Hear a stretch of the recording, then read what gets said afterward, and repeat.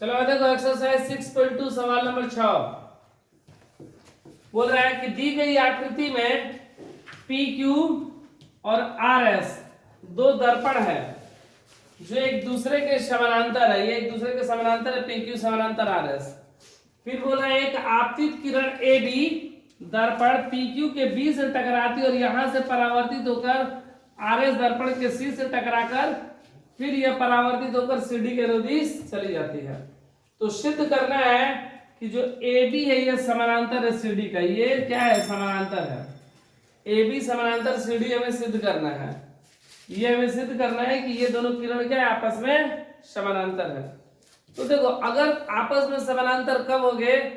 जब उनके संगत कोण बराबर हो, उनके अंत एकांतर कोण बराबर हो, उनके बाह्य एकांतर कोण बराबर हो और एक ही ओर के अंतर कोणों का योग 180 डिग्री हो। इनमें से कोई भी एक काम करेगा तो वह किरण क्या हो जाएगा? आपस में समानांतर हो जाएगा। तो हम लोग प्रयास ये करेंगे कि ये सिद्ध कर दे कि ये जो कोण है और ये कोण आपस में बराबर हो जाए। तो सबसे पहले क्या क्या दिया गया उसको लिख दे रहे हैं। दिया है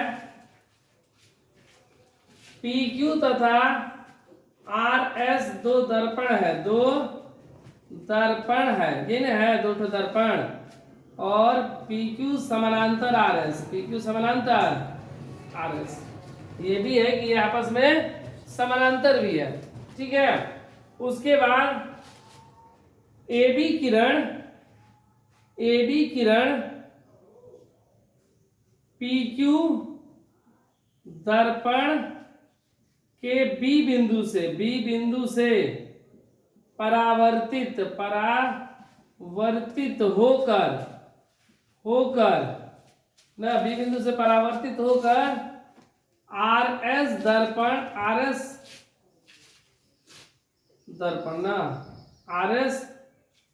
दर्पण के सी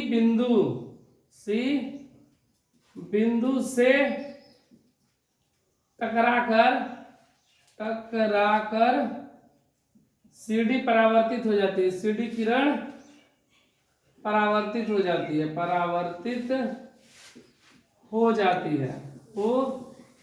है, ठीक है। ये बोल रहा है कि ए बी और पी की दो किरण है। ए बी किरण चला, यहां से टकराया, यहाँ पे सी पर आया, सी से टकराकर फिर डी के रास्ते से चला गया। हमें सिद्ध करना है कि ए बी और सी डी आपस में समानांतर है। सिद्ध करना है। क्या सिद्ध करना है? ए बी समानांतर सी डी। अब देखो प्रमाण, और यहां पर देखो हमको पता है प्रकाश के परावर्तन के नियम से कि अगर किसी दर्पण को पे कोई किरण आती है तो वह परावर्तित होगी तो उस पे एक अभिलंब पड़ता है और वह अभिलंब दो किरण होते हैं, आपतित किरण और परावर्तित किरण आपस में बराबर होते हैं। ये फिजिक्स में हम लोग पढ़े हैं प्रकाश के परावर्तन के नियम से। तो प्रकाश के परावर्तन के नियम से यह अभिलंब होता है, इसलिए यहाँ पर हम लोग अभिलंब डाल दे रहे इसको ऐसे, और इसको भी अभिलंब यहाँ पर नाम लिख दे रहे हैं 1 2 और ये 3 4, ठीक है। देखो प्रमाण में लिखेंगे ए बी किरण पी क्यू दर्पण पर परावर्तित होता है। तो इसलिए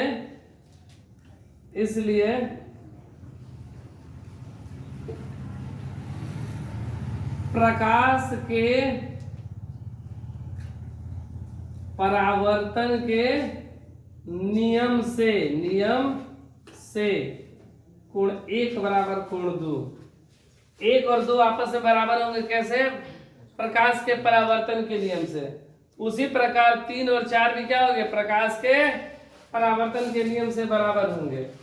फिर लिखेंगे बीसी किरण RS दर्पण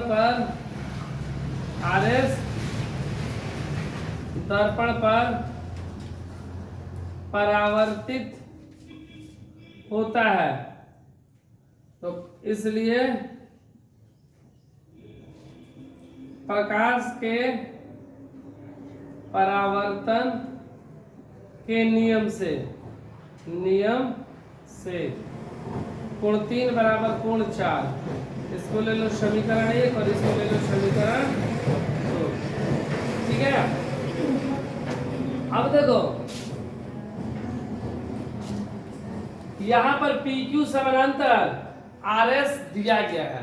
ठीक है, PQ समानांतर RS दिया गया है।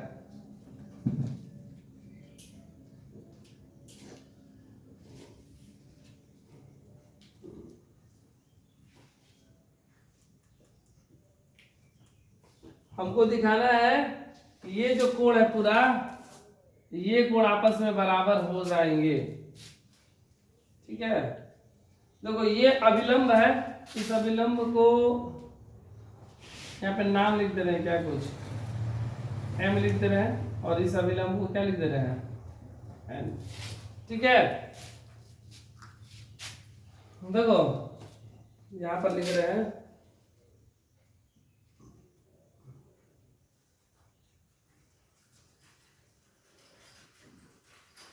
प्रकाश के परावर्तन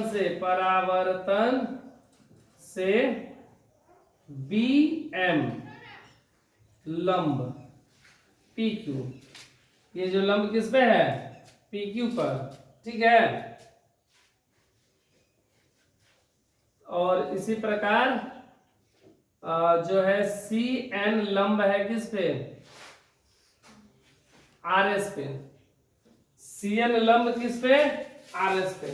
तो ये देखो ये जो क्या है 90 डिग्री यहाँ पे बना रहा है, लंब मतलब 90 डिग्री, और यहाँ पर भी ये क्या है, यहाँ पर 90 डिग्री।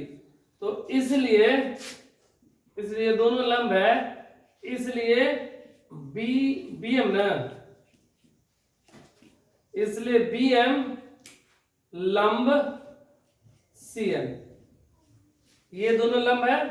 तो ये इस पे लंब, ये इस पे लंब, ये 90 डिग्री, ये भी 90 डिग्री, ये दोनों आपस में क्या है, समानांतर है, इसलिए ये भी दोनों आपस में क्या होंगे, समानांतर हो जाएंगे। लंब लिख रहे हैं, समानांतर होगा, BM समानांतर NC। जब ये समानांतर हुआ और BC क्या हो गया, BC तिर्यक रेखा, तो क्या हो जाएगा, कोण 2 के बराबर कोण 3, 2 के बराबर 3, 2 के बराबर क्या हो जाएगा 3, ये क्या हो गया, अंत एकांतर कोण, अंत एकांतर कोण से क्या हो गए, ये आपस में बराबर। ठीक है, अब हम लोग क्या करेंगे कि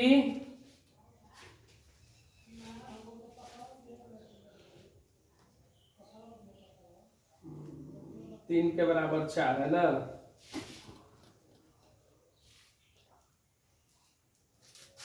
ये 90 डिग्री है।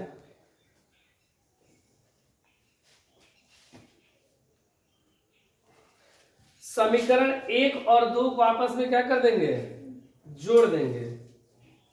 समीकरण, इसको ले लो 3, समीकरण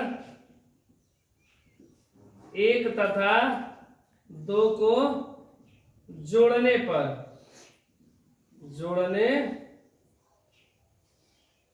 पर इनको जोड़ दे रहे हैं, तो क्या हो जाएगा 1 + 3, जोड़ दिए तो क्या बचा 1 + 3 बराबर कितना 2 + 4 होगा ना।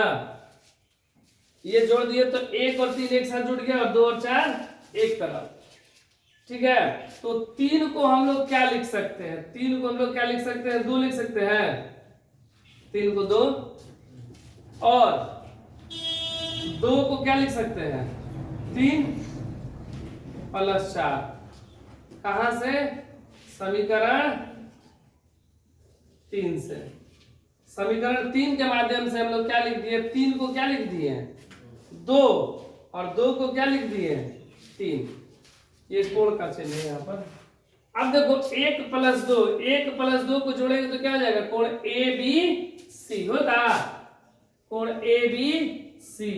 और 3 और 4 को जोड़ देंगे तो क्या हो जाएगा BCD, कोण BCD हुआ। देखो ABC और BCD ये मतलब पूरा इसके बराबर आया। और ये देखा जाए तो ये क्या हुआ अंत एकांतर कोण हुआ, अंत एकांतर कोण, एकांतर कोण। इसलिए AB समानांतर CD सिद्ध हुआ।